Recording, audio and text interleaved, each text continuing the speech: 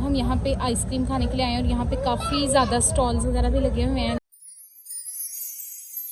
अस्सलाम वालेकुम everyone, welcome to शाई लाइफ व्लॉग्स। उम्मीद करती हूँ कि आप सब लोग खुश और तंदुरुस्त होंगे। मेरा आज का ये व्लॉग शाम की चाय से स्टार्ट हो रहा है। तकरीबन हमें उठते ही दोपहर हो जाती है और नाश्ता करने के बाद तो थोड़े ही टाइम में शाम की चाय का वक्त हो जाता है। इसलिए हम लंच करने के बजाय डायरेक्ट शाम की चाय ही पी लेते हैं। चाय पीते पीते हम लोग सोच रहे थे कि घर पे इतना ज्यादा बोर हो रहे हैं, क्यों ना बाहर कहीं घूमने जाया जाए। और फिर बच्चों को इस तरह बंदरों की तरह उछलते हुए देखकर तो हमने सोचा कि इनके दिमागों को ताज़ा हवा लगने की बहुत ज़्यादा ज़रूरत है। कुछ समझ में नहीं आ रहा था तो मेरी सिस्टर ने मशवरा दिया कि ये हम पास में ही इस्लामाबाद में जो सबसे फर्स्ट में मार्केट बनी थी, यानी कि इस्लामाबाद की फुल ओल्डेस्ट मार्केट है, क्यों ना उसको एक्सप्लोर किया जाए। तो हमें कुछ शॉपिंग तो नहीं करनी थी, इसलिए जस्ट हम आइसक्रीम खाने के लिए मार्केट के अंदर चले गए। Oldest market of Islamabad.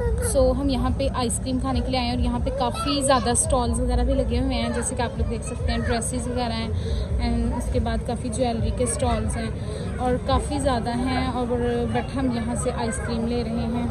मैंने यहाँ से कुछ खरीदा तो नहीं, क्योंकि ज्वेलरी बहुत ज़्यादा एक्सपेंसिव थी, इसलिए मैं पैसे ज़ाया नहीं करना चाहती। तो यहाँ पे बच्चों ने आइसक्रीम ले रही है और हम बाहर ही आइसक्रीम खा रहे हैं, कहीं भी अंदर हम इंगेज होकर नहीं बैठे। मैंने अपने लिए वनीला फ्लेवर की आइसक्रीम ली थी, तो आइसक्रीम खाते खाते मैंने सोचा क्यों ना थोड़ी सी और विंडो शॉपिंग की जाए। यहाँ मुझे प्यारी प्यारी बहुत सी चीजें देखने को मिली और जूतियों के स्टॉल भी लगे हुए थे, लेकिन मुझे कुछ नहीं खरीदना था। पर रुको जरा सब्र करो, मुझे सामने ही एक $1 स्टोर दिखा। मैं $1 शॉप में शॉपिंग के लिए जा रही हूँ। बाहर से तो लग रहा है कि काफ़ी अच्छी चीज़ें होंगी, लेकिन अंदर जाके देखते हैं। यहाँ पे $1 शॉप में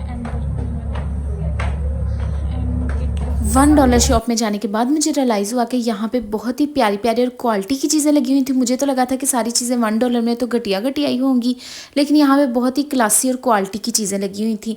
लेकिन अफसोस की बात यह है कि मैं कुछ भी ज़्यादा चीज़ें ख़रीद नहीं सकती थी, चूँकि घर लाने में इस्लामाबाद से लाहौर मुझे पता था कि आधी चीज़ें तो रास्ते में टूट ही जाएंगी।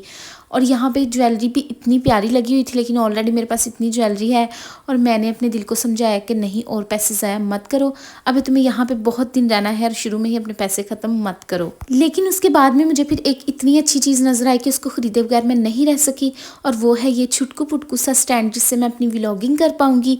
यहाँ पर बहुत प्यारे बर्तन भी लगे हुए थे, लेकिन मैंने नहीं लिए क्योंकि मैं जानती थी कि ये पत्थर के बर्तन टूट जाएंगे। कुछ गिलास के बर्तन भी थे।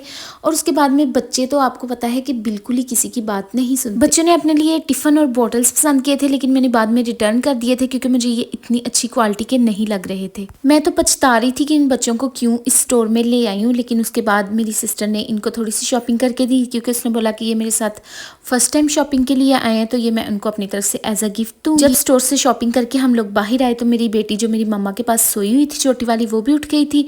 और शॉपिंग करते करते हमें इतना ज़्यादा टाइम हो गया था और घर से भी हम तकरीबन चाय ही पी के आए थे, तो हमें थोड़ी हल्की फुल्की भूख लग रही थी। इस वक्त रात के 12 बज चुके हैं और हमें दोबारा से भूख लग गई थी, तो हम यहाँ पर आए हैं कुछ खाने के लिए। मुझे तो भूख नहीं लगी थी, मेरी सिस्टर को भूख लग गई थी, सो हम यहाँ पर आ चुके हैं। क्योंकि घर पे ऑलरेडी खाना बना पड़ा था, इस वजह से हमें बाहर से खाना नहीं खाना था, तो हमने सोचा कि क्यों ना कुछ लाइट सा खा लें, यानी कि सूप वगैरह पी लेते हैं जो खाने के स्टार्टर के तौर पे भी यूज़ होता है। वैसे भी इस रेस्टोरेंट में पार्क की सहूलत भी मौजूद थी, तो हमने सोचा बच्चे थोड़ा खुला घूम फिर लेंगे। जब तक हम सूप का वेट कर रहे थे, बच्चे इतने मज़े से इधर खेल रहे थे और उन्होंने पार्क में इतनी अच्छी लाइटिंग की हुई थी कि बच्चे बहुत अच्छे से खेल सकें। और यहाँ पे सूप के साथ की चीज़ें भी आ गई थी और साथ में हमारा सूप भी सर्व हो गया था। सूप काफ़ी ज़्यादा टेस्टी था, क्योंकि ये रेस्टोरेंट ज़्यादातर सूप के लिए ही मशहूर था। और साथ में सूप के ये क्रैकर्स भी दिए गए थे जो बच्चे बहुत ज़्यादा इंजॉय कर रहे थे। और बच्चों ने जो टॉयज स्टोर में से लिए थे वो यहाँ पे ओपन करके खेलना शुरू कर दिए। बट मैं यहाँ पे आप लोगों को एक प्यारा सा कम्बिनेशन बताती हूँ कि सूप के साथ में एक इनका फोमिक सा नान मिलता है जो बहुत ही ज़्यादा अच्छा लग रहा था, तो हमने थोड़ा थोड़ा सा ही टेस्ट किया था, क्योंकि हमें घर जाके खाना था इस वजह से। हम सूप पी चुके हैं और अपना सारी चीज़ें हम फिनिश कर चुके हैं। This is time to go back. Soup पीने के बाद हम घर आ गए थे और उसके बाद मैंने कुछ भी शूट नहीं किया, क्योंकि बच्चे बहुत ज़्यादा तंग कर रहे थे और बच्चे रात को सोने नहीं देते हैं पूरी रात किसी को भी। इस वजह से आज मेरी सिस्टर ने मुझे सेपरेट रूम दिया था कि इसमें तुम अपने बच्चों के साथ खुद ही सो जाओ और पूरी रात इनके साथ जागती रहो। लेकिन मुझे लगता है कि मेरी सिस्टर की लक ही ऐसी है, क्योंकि उस रात में बच्चों ने मुझे इतना ज़्यादा तंग नहीं किया था, फिर भी वो रात को टाइम से यानी कि 2-3 बजे तक सो गए थे। तब तक हमने आराम से TV देखा था और उसके बाद में मैंने मोबाइल देखा और मैंने बच्चों को डांट पटांग के सुला दिया था, क्योंकि बच्चे भी खुश थे। वक्त रात का 1:30 बज चुका है, बच्चों की आंखों में नींद नहीं है, बट मैं अपना व्लॉग एंड करने जा रही हूँ।